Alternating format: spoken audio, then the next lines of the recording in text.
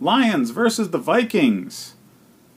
Well, who really thought that the Lions were going to be trading away their best wide receiver when they're still very much in the hunt for the division lead here? I mean, they're not too far away, especially if they beat the Vikings this week. They'd be dead heat for the lead for the division. So it didn't make a lot of sense for them to get rid of their most talented offensive player in the passing game.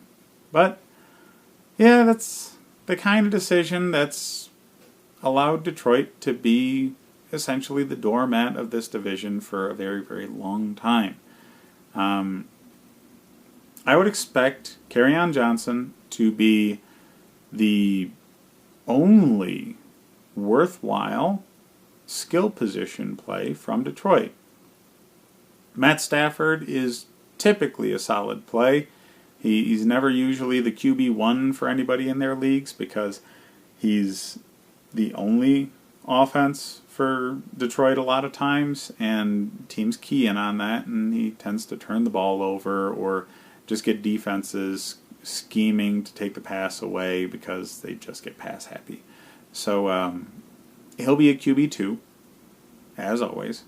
But Kerryon Johnson is absolutely a running back 1 for a fantasy play because, well, yeah, now that they're done with Golden Tate, the yards after the catch that he created is going to need to be picked up somewhere else. And I would expect a lot of that to flow Johnson's way, just via running the ball a little bit more and using him as a receiver out of the backfield. They have to supplement the yardage that Tate was making for them, and receiving threats that are close to the line of scrimmage are going to be much better suited to replace that very directly. On the Minnesota side of things, well, they're going to win, first of all. Their defense is not going to be the greatest play because Detroit can score some points. So if you have better options, I'd leave the Vikings defense out of it. Adam Thielen just never stops putting up 100 yards. I mean, the guy's a machine. So put him in there. He's a wide receiver 1 every single week. And Kirk Cousins is going to be a good play. I mean, the Detroit defense, despite the fact that Matt Patricia is supposed to be a defensive mastermind, haven't really been able to stop anybody. So, yeah, Kirk Cousins is going to get his. I'm always worried about the running back situation, what's going on with the Vikings right now. I mean, you got Cook, you got Murray. You know, when Cook's healthy, you expect him to carry the load. He's not done consistently well, and Murray hasn't done consistently well. They usually do very, very well when they're against very bad teams, though. So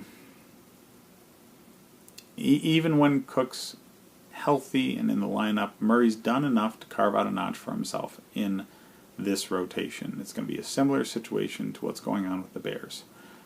If Cook is healthy and going full speed, he's definitely the running back 1, but Murray is going to be at least a flex play in those situations. When you think Cook is going to be on the bench more because of the injuries he's been dealing with this season, Murray is a lock at a running back 2. But, you know, you really got to watch the injury report there in order to see what they're going to do. As far as the other receivers go, Diggs has been a pretty consistent wide receiver 3 play. Wasn't expecting him to be second fiddle, but Thielen has really come on this season.